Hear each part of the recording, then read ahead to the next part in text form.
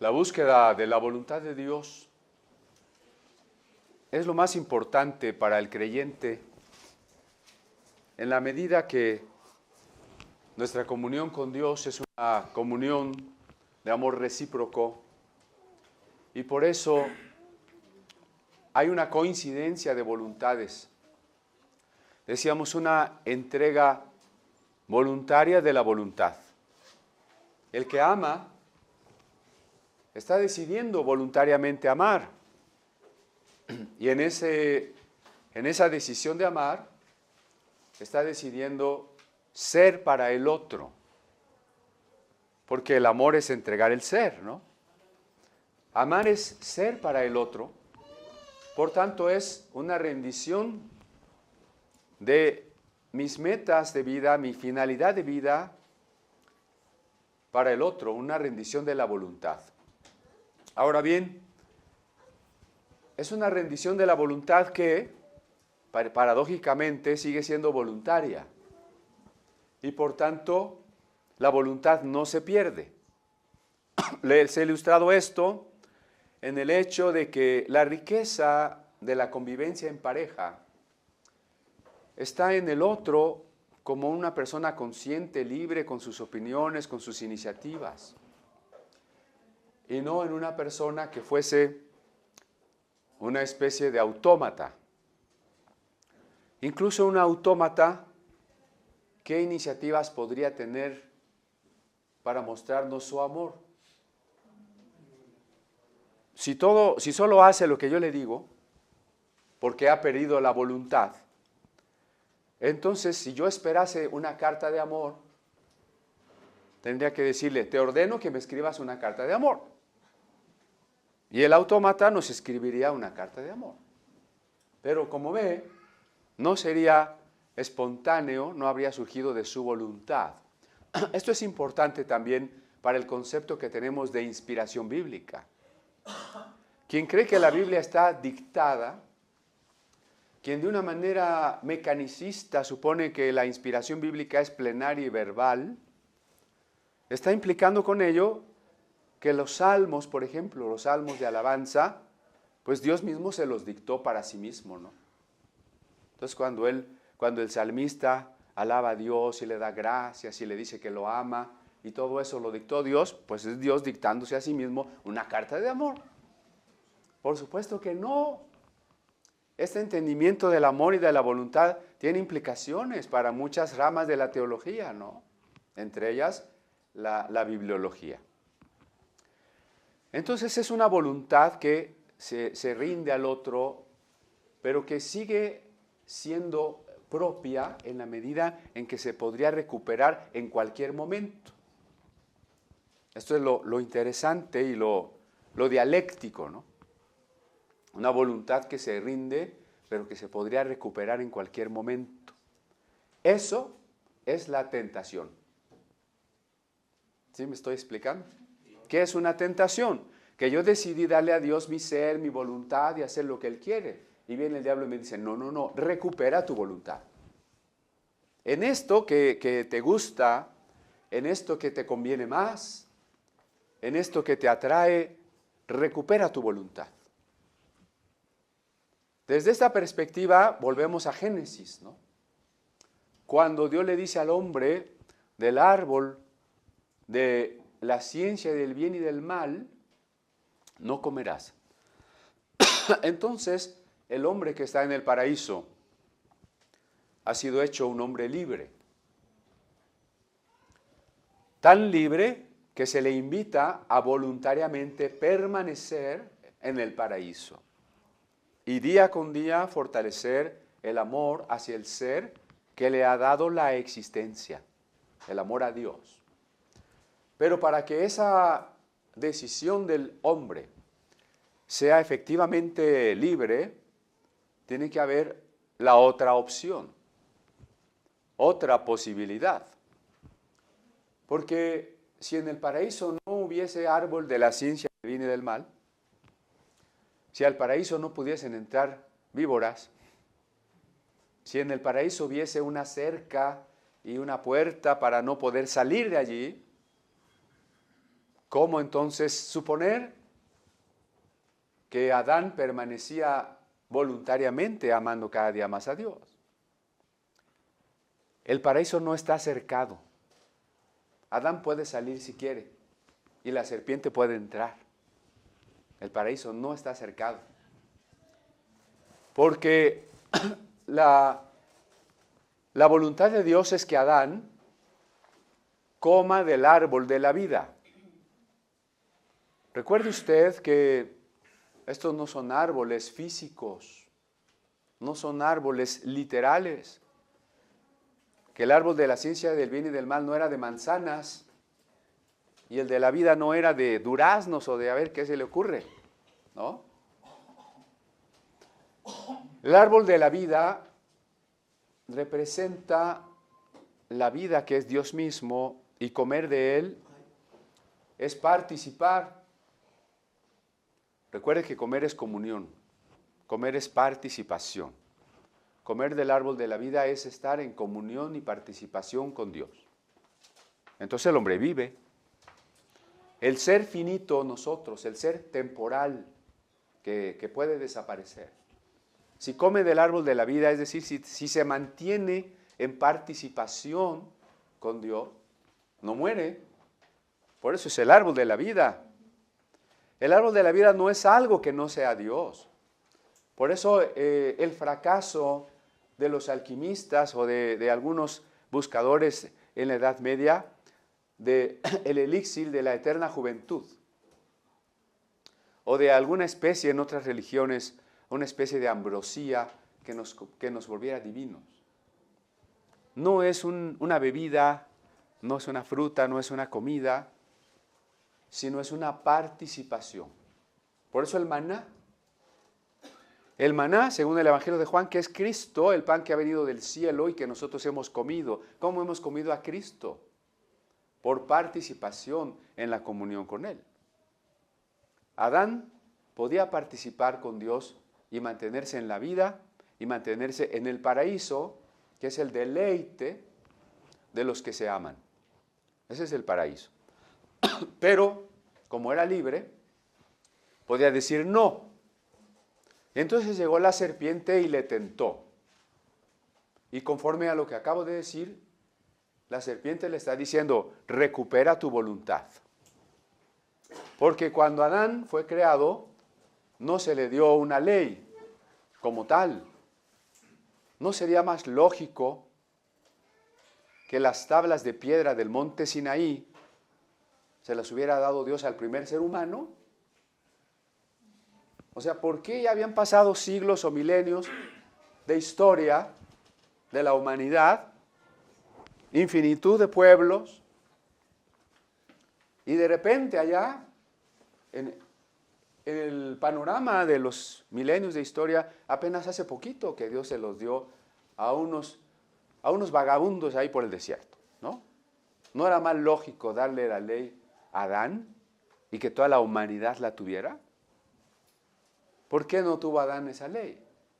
Porque en Adán no hay más ley que amar a Dios y rendirle la voluntad.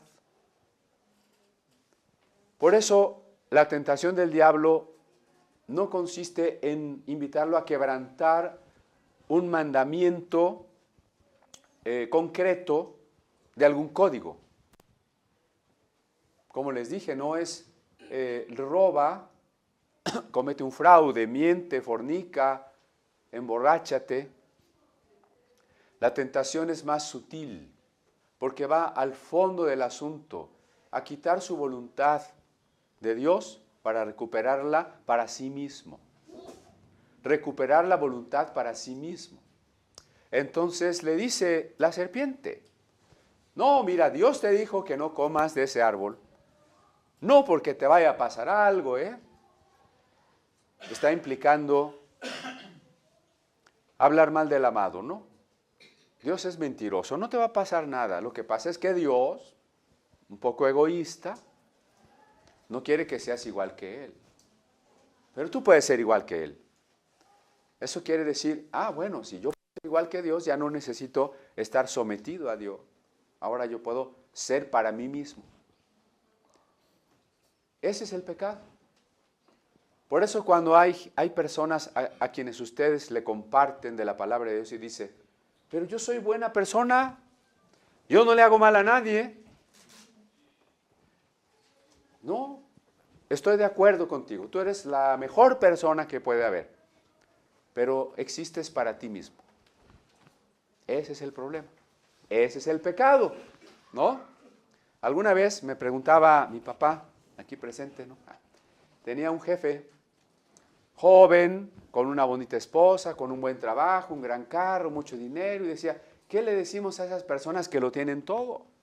Porque a veces el evangelismo es, si te estás divorciando, si eres un borracho, si eres un drogadicto, si tienes problemas económicos, ven a Cristo.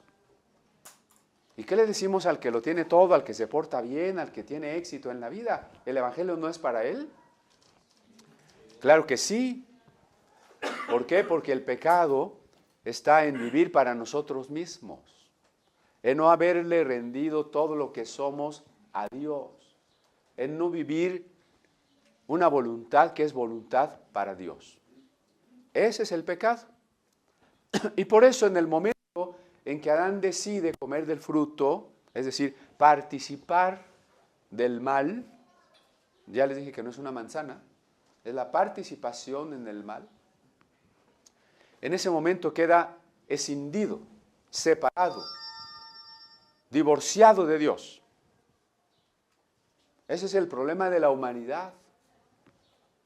No es si todos los seres humanos son unos torvos asesinos, sino que la humanidad está separada de Dios. Ese es el problema. Ahora, ¿qué le atrajo para separarse de Dios? Le atrajo, el árbol era bueno para comer, era agradable a los ojos y codiciable para alcanzar la sabiduría. Ahí está la mujer, la primera feminista de la historia, la primera proponente de equidad y género, la primera feminazi de la historia, diciendo, yo quiero ser para mí misma, que Dios no me diga lo que tenga que hacer, ni ese Adán. Yo quiero una sabiduría que me haga como Dios. Y Adán le sigue en eso. Ahí está el primer hombre que abandonó su responsabilidad ante Dios para someterse a su mujer. Entonces, Eva buscaba una sabiduría. Pero hay dos tipos de sabiduría. Hay dos tipos de sabiduría. Santiago hablaba de ello cuando dice la sabiduría celestial que es mansa, amorosa. La sabiduría terrenal iba más allá, diabólica. ¿Cuál es la diferencia entre ellas? Porque las personas buscan sabiduría y algunos incluso presumen de ello. Te invito a unas conferencias esotéricas donde se va a hablar de unos misterios que solo los iniciados pueden tener. Eso sí, te cuesta unos miles de pesos.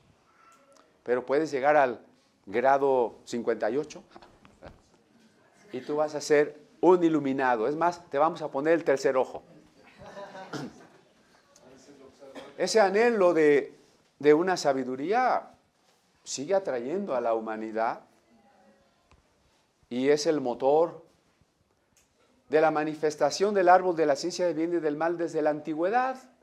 El árbol del bien y del mal se continuó en la Torre de Babel. Se continuó en la religión babilónica y egipcia.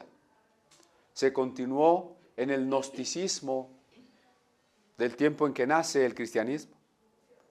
Siguió dentro del cristianismo por la rama maniquea, por la rama cátara, y hoy en el mundo secular está revivido por la nueva era y en el mundo cristiano por el movimiento de la fe. El árbol de la ciencia del bien y del mal sigue proponiendo una sabiduría que nos hace, como dicen algunos predicadores del movimiento de la fe, nos hace Cristos chiquitos. Jehová Junior. Es lo mismo. Pero no se reduce a eso el problema del pecado, sino a todo momento de nuestras vidas a toda decisión de nuestras vidas donde recuperamos nuestra voluntad para nosotros mismos. Cuando nuestra voluntad deja de ser voluntad para Dios. Ese es el pecado. Entonces hay un contraste, hay una lucha entre dos sabidurías. A la primera, a la sabiduría divina, le vamos a llamar la sabiduría del amor.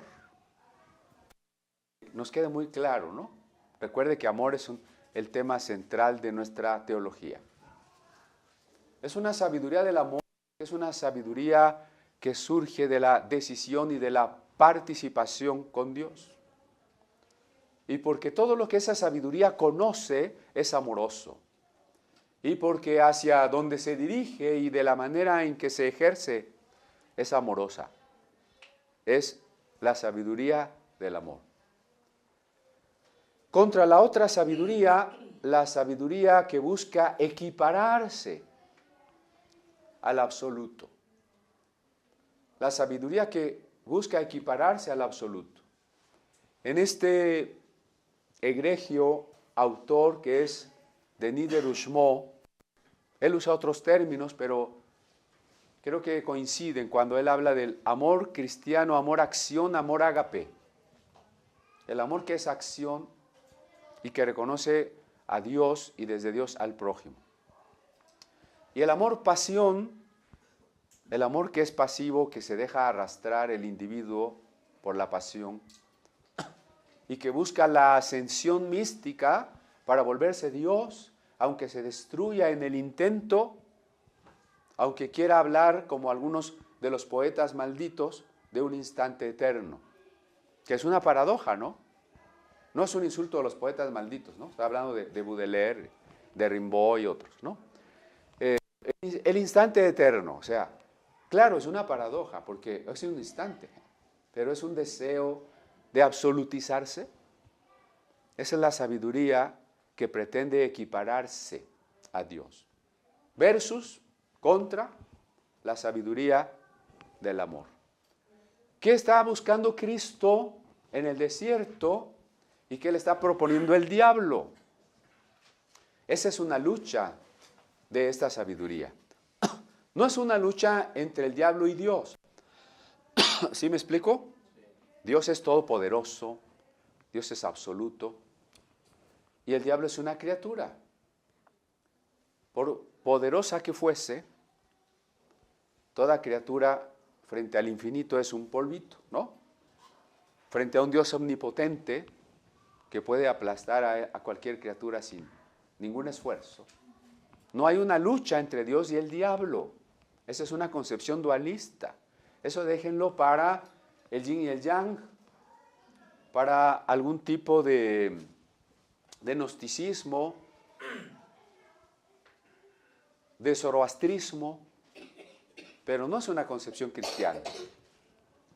La lucha es entre el diablo y Cristo humano, no ante el Dios omnipotente, sino ante el Dios encarnado que ha decidido luchar en el mismo terreno y en las mismas condiciones que todo ser humano. Por eso Pablo le llama el segundo Adán. ¿Sí? Es una lucha entre el hombre Jesús y el diablo. El hombre Jesús tiene que encontrar la sabiduría del amor y el diablo quiere invitarle a adquirir una sabiduría con la que se equipare a su Padre. Esa es la lucha. Por eso hay aquí unas palabras que deberíamos de mantener siempre como sinónimos. Estar lleno del Espíritu Santo es sinónimo de haber rendido completamente nuestra voluntad. ¿Por qué es sinónimo? Porque la llenura del Espíritu Santo no es una bendición de la cual haya que convencer a Dios para que Él nos envíe.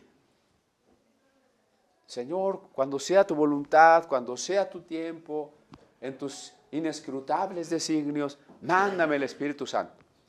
Esa no es una oración bíblica. La Biblia dice que el Espíritu nos anhela celosamente. O sea, el Espíritu ya quiere llenarme ahorita. Si ahora yo soy carnal, no es porque Dios en su soberanía ha decidido todavía no darme el Espíritu. No, Dios no tiene la culpa de que haya cristianos carnales, ¿no? El Espíritu está dado, el Espíritu vive en nosotros y nos anhela celosamente. ¿Qué falta entonces para ser lleno? Pues que yo me entregue completamente. Por eso es un sinónimo la rendición total de la voluntad, la llenura del Espíritu Santo. Ahora, cuando yo rindo totalmente mi voluntad, de inmediato se va a manifestar la propuesta de recuperarla para mí mismo, o sea, la tentación. Por eso vemos a Cristo en el desierto siendo tentado. Hemos insistido en que fue el Espíritu mismo quien lo lleva para ser tentado. Si al haber decidido darle a Dios nuestra voluntad y frente a la sugerencia de recuperar nuestra voluntad y equipararnos a Dios, resistimos, si resistimos, nuestro amor crece. Cuando Jesús va al desierto, tiene un nivel de madurez. Cuando regresa del desierto, tiene otro nivel de madurez. Igual que Job. De Job les decía, se ha dicho de lo que nadie más se ha dicho, en palabras de Dios. Hombre perfecto y recto, temeroso de Dios y apartado del mal. Como Jesús desde la voz del cielo, este es mi Hijo amado, en quien tengo complacencia. Y sin embargo entran a la prueba, entran al horno en el que se refina la plata.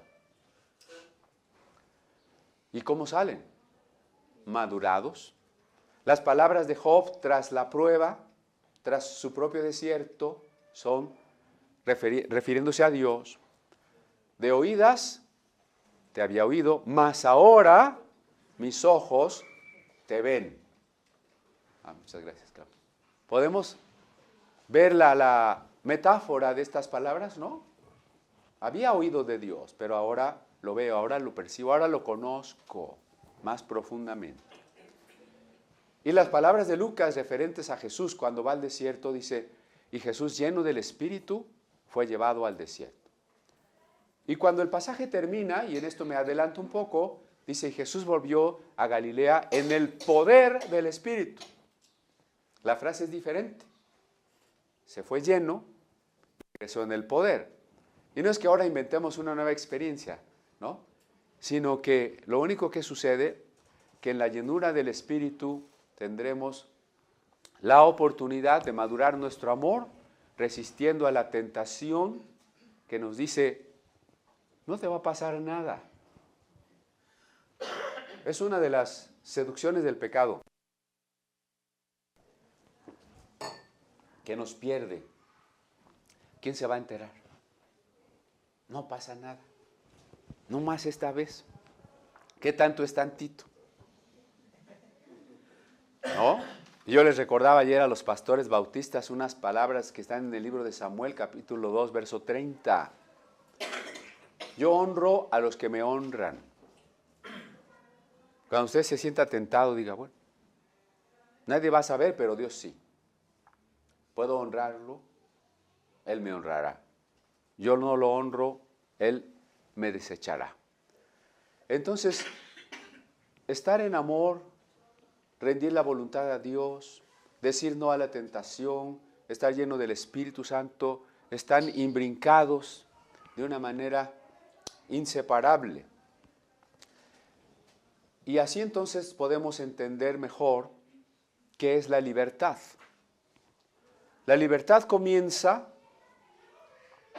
por la oportunidad de escoger entre dos opciones. Ahí solo es el principio de la libertad. Ya otro día hemos hablado que hacer lo que se quiere no es libertad porque eso nos esclaviza, ¿no? Pero la libertad es cuantitativa. Quiero decir, se es más libre o menos libre. Y la libertad en el sentido pleno de la palabra es desear lo que debemos. Porque si yo deseo lo que no debo, estoy siendo esclavo de la concupiscencia. Palabra rara, ¿no? De los deseos desordenados. Hay muchas cosas que no son malas en sí, pero cuando se desean o se ejecutan de manera desordenada, se vuelven malas, ¿no? Porque, como veremos en las cosas a las que el diablo invita a Jesús, ¿en qué radica lo grave, déjenme decirlo así, lo grave del pecado? En primer lugar, es de dónde procede lo que voy a hacer. La fuente de lo que voy a hacer. Un ejemplo, en la propia predicación, al estar aquí al frente. Si el sermón que estoy dando procede solamente de mi deseo de quedar bien, de presumir, de que haya mejores ofrendas, lo que a ustedes se les ocurra, es un pecado. Yo pensé que pecado era nomás tomarse todo el vino de la Santa Cena. No. ¿De dónde procede lo que hago? Si al estar aquí predicando, este sermón procede de la preocupación amorosa por ustedes, procede de Dios. Si procede de cualquier otro interés, procede de la carne. Entonces, lo que constituye pecado a una cosa es, en primer lugar, su procedencia. En segundo lugar, su consecuencia. Todo pecado destruye. Hace rato se hablaba de la mentira. En un sentido legalista, toda mentira es pecado. Por ahí oí un sermón influido de jurisprudencia gringa. Decía, la verdad, toda la verdad y solo la verdad. Y lo que no, es pecado. Pero un caso que se ha esgrimido varias ocasiones. Tengo unos judíos escondidos en mi casa y vienen los nazis y dicen, ¿hay judíos aquí? Si yo soy legalista, tengo que decir, pues toda la verdad, solo la verdad y nada más que la verdad. Pues sí, ahí están en el sótano unos judíos. Pero yo tengo que preguntarme, ¿de dónde procede si yo digo que no? ¿No procede del amor? ¿Y cuál es la consecuencia si digo que sí? ¿No es la destrucción? ¿Sí? Cuidado con esto porque no quiero relativizar el pecado. El pecado es muy claro en la Biblia. Y como toda la vida cristiana es un asunto del corazón y de nuestra relación con Dios, porque alguien con un corazón equivocado podría estar justificando pecados y engañándose ante Dios. No estoy tratando de decir eso, sino de que comprendamos mejor que el pecado no son solo cosas exteriores, puntuales, moralistas, incluso mojigatas, sino es algo más grave, es algo más amplio y más profundo. Todo lo que no procede de Dios es pecado. Y todo lo que destruye también nos está dando una indicación que es pecado. Así que, por eso Pablo cuando dice que en el culto todo lo que se haga para edificación. Si alguien se para y hace algo en el culto que en vez de edificar destruye, ¿no sería pecado? Claro. Muy bien. Entonces, la libertad es desear lo que se debe y poder hacerlo. Si no deseamos lo que se debe y no somos capaces, no tenemos el poder de hacerlo, no somos libres. Somos esclavos de concupiscencia, deseos, vicios, malos hábitos y otra serie de cosas, ¿sí? Por eso la libertad es cuantitativa. Porque hay personas más esclavizadas que otras personas. Alguien que quizás se ha hundido en la droga, ha esclavizado su voluntad y aún su cuerpo. Una persona que está viviendo la vida cristiana y cada día vence una tentación, se va haciendo más libre, cada vez más libre. En la medida en que llenos del Espíritu Santo maduramos el fruto del amor, somos más libres. Otra vez el concepto amor. Entonces, ¿qué es la libertad?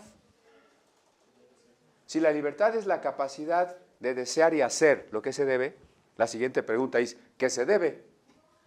Lo que se debe es el amor, ¿no? La forma es el deber, el contenido es el amor. Entonces, ser libre es amar. Quien ama es libre. Ah, con razón dice, si el Hijo os libertare, seréis verdaderamente libres. Cristo está ahí en el desierto en forma libre, pero está siendo tentado a usar su libertad. Fíjense que enredoso tal vez, ¿no? Cristo, que es libre, está en el desierto siendo tentado para usar su libertad para recuperar su voluntad para sí mismo y perder la libertad. ¿Lo vuelvo a decir? Cristo en el desierto libremente ha decidido servir a Dios. Hay una tentación para que use su libertad para recuperar su voluntad. Si lo hace, pierde la libertad, ¿no? Por eso la libertad es tan sutil, tan delicada. Por eso, cuidado con las ideologías políticas y morales o filosóficas que en aras de la libertad nos quieren manipular a hacer cosas.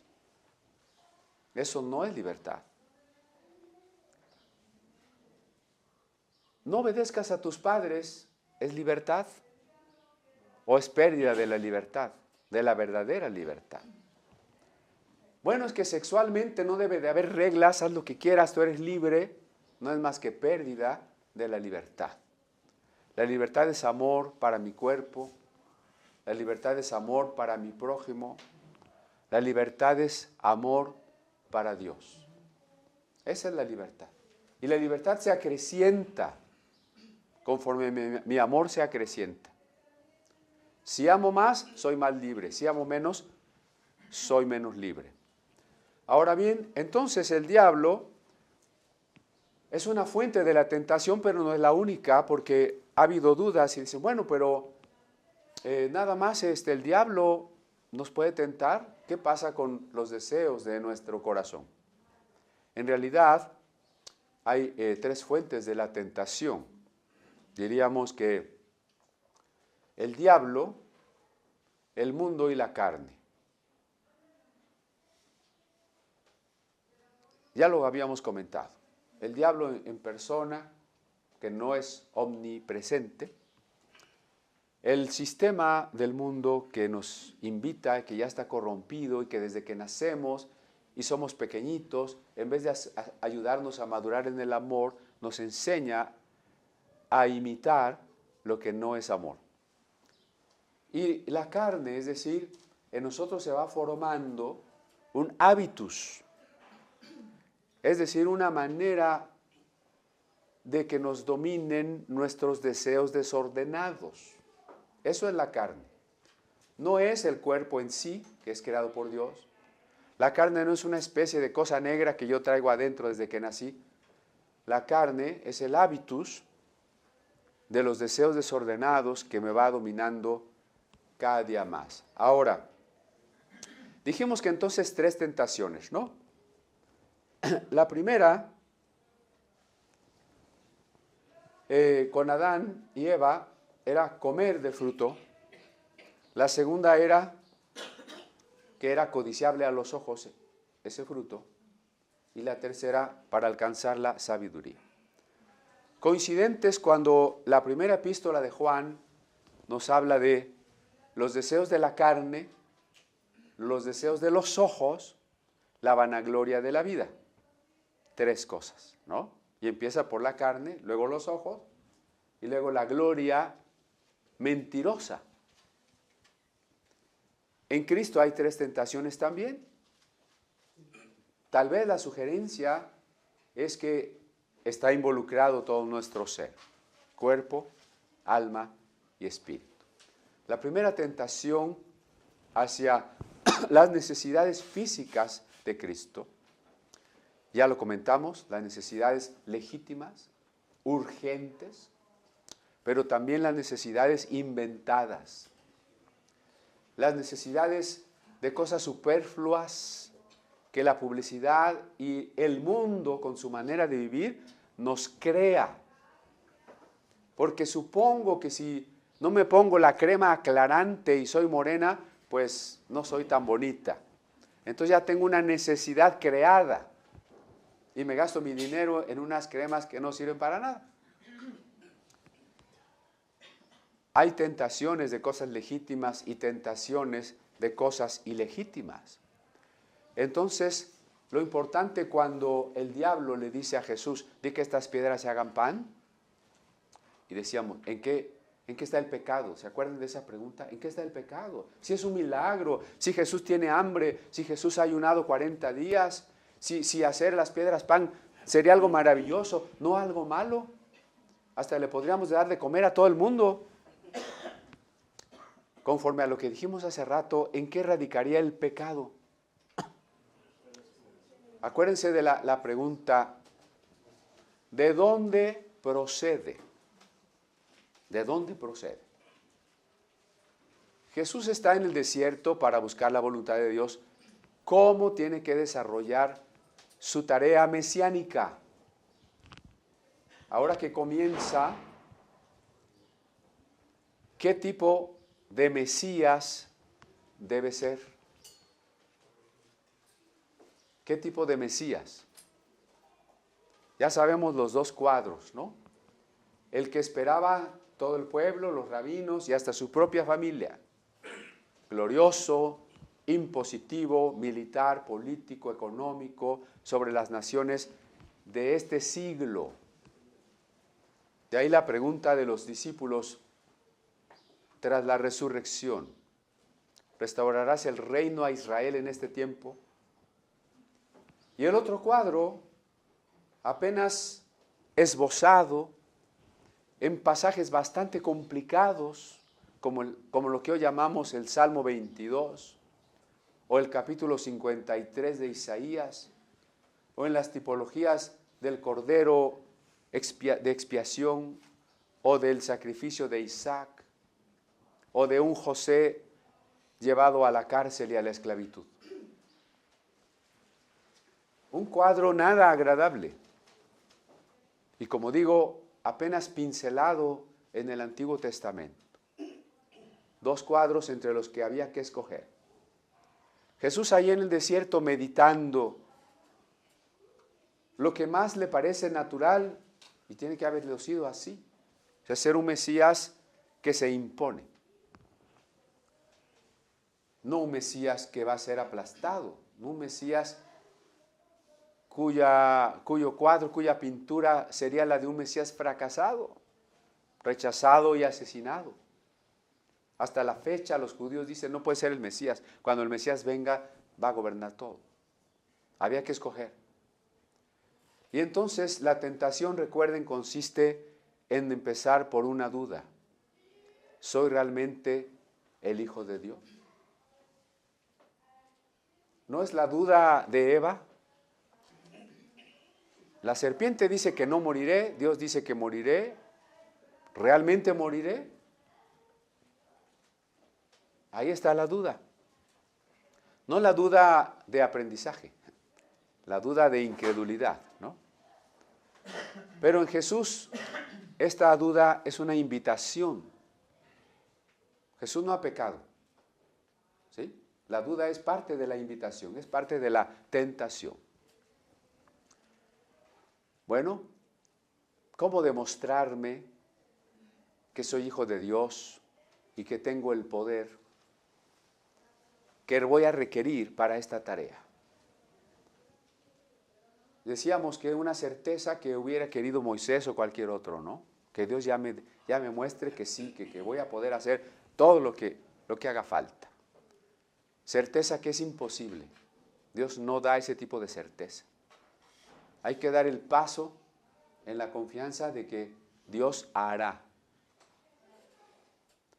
Entonces Jesús dice, bueno, ¿puedo convertir las piedras en pan? ¿Hay una motivación física terrible para hacerlo? ¿Hay una motivación del alma en la duda? ¿Hay una motivación del espíritu en la necesidad de saber qué tengo que hacer? Entonces Jesús, en esa reflexión, en esa meditación, recuerda la palabra de Dios. No toda tentación es instantánea y no toda respuesta es instantánea. Por ahí hay un salmo que dice, meditad sobre vuestras camas y desistid. O sea, en términos modernos, consúltalo con la almohada, ¿no? Meditad sobre vuestras camas y desistid. O sea, no lo hagas. Ahí está Jesús. ¿Cuántos días del ayuno enfrentó esta tentación? Yo creo que cuando menos los últimos días del ayuno. No sé cuántas veces.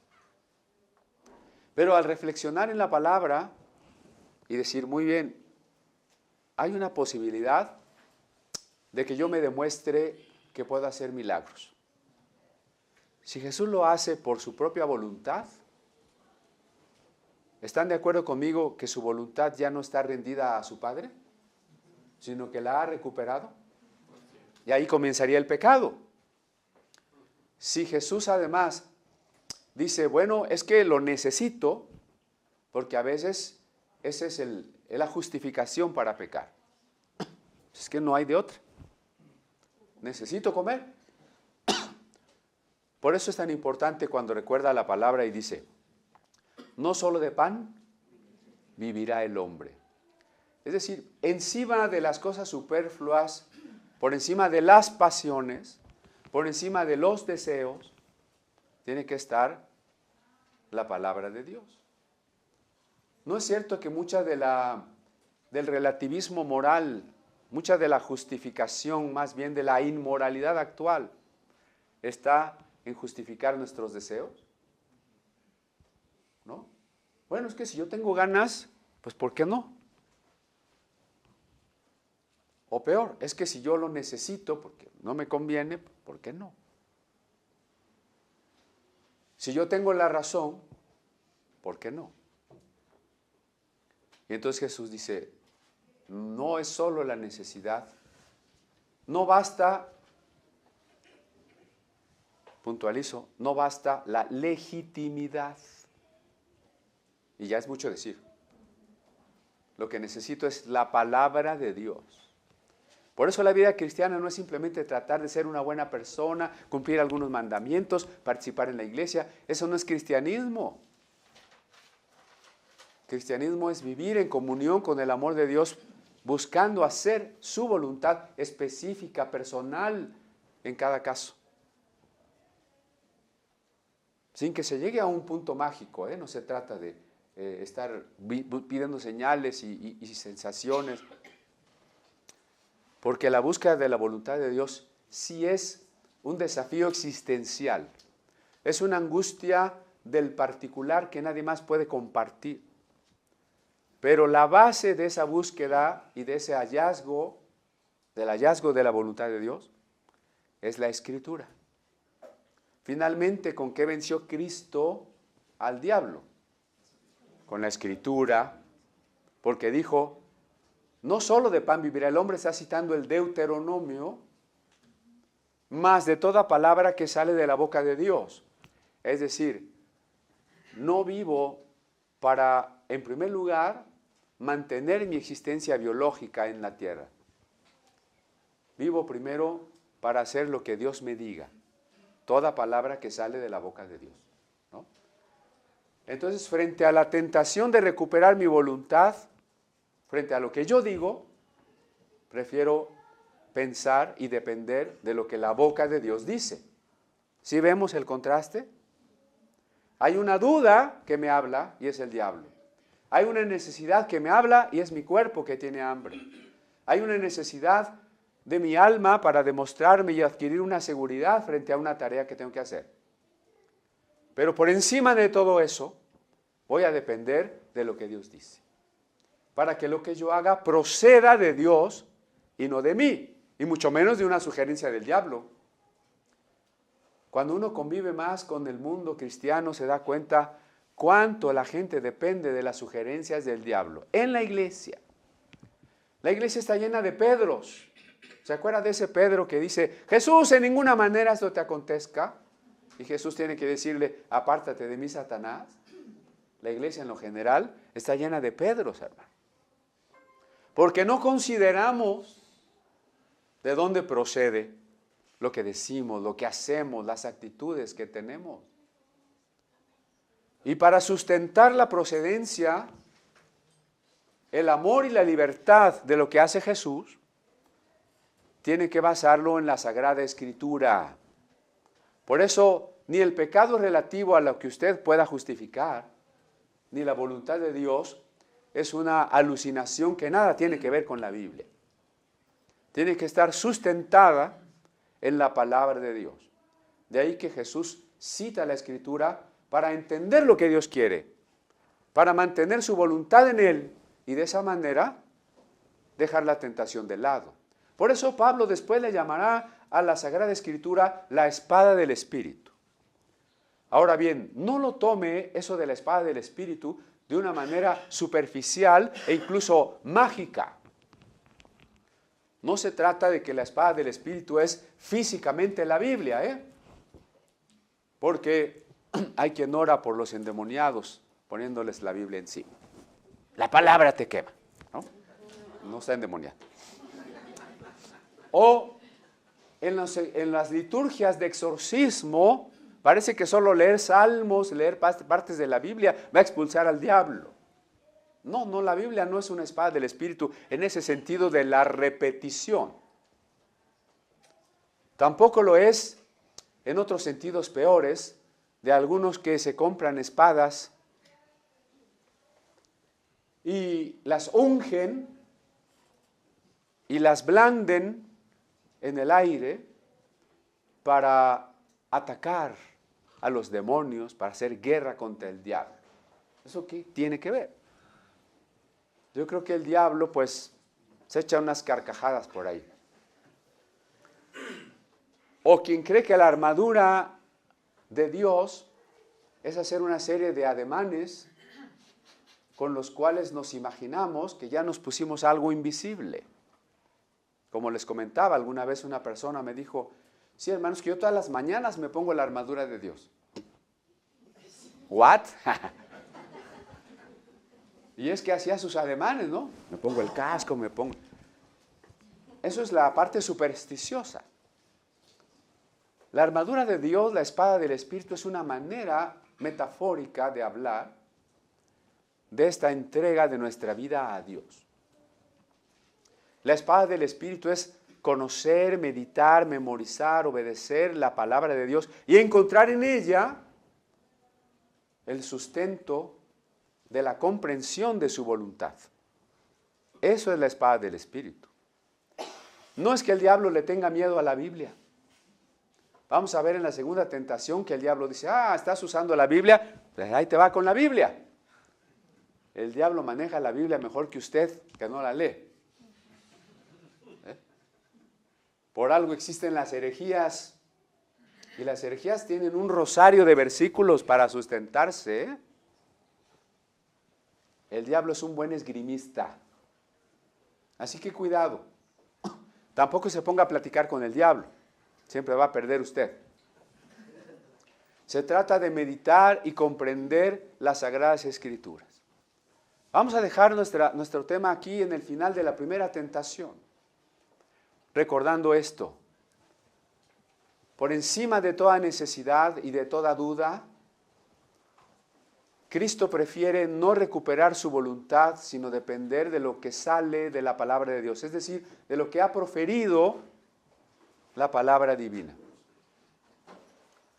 Jesús dice, muy bien, yo podría hacer, voy a parafrasear ahora.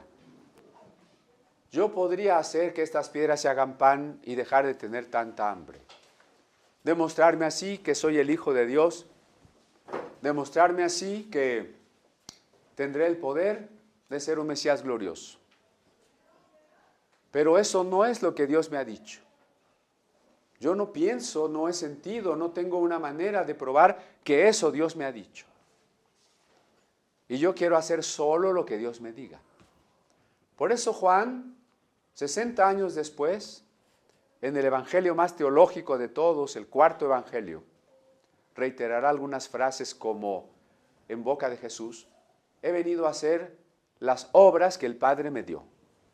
No hablo mis palabras, sino las palabras que el Padre me dio. Y en ese sentido creo que ilustra perfectamente a qué punto Jesús quería hacer no su voluntad, sino la del Padre. Las palabras que le dé el Padre, las obras que le dé el Padre, el convertir las piedras en pan no era una obra que el Padre le estaba encomendando, y si la hubiera hecho, hubiera equivalido a lo que hicieron Adán y Eva. Decidir su propia voluntad, escindirse de su dependencia de Dios, separarse de la comunión amorosa. Y así, hermanos, con algo que no parecía un pecado torvo, Jesús hubiera fracasado en su misión, porque habría hecho algo que estaba fuera de la obediencia y por tanto estaba fuera del amor, y por tanto estaba fuera de la voluntad de Dios, y por tanto estaba fuera de la dirección del Espíritu Santo. Amén.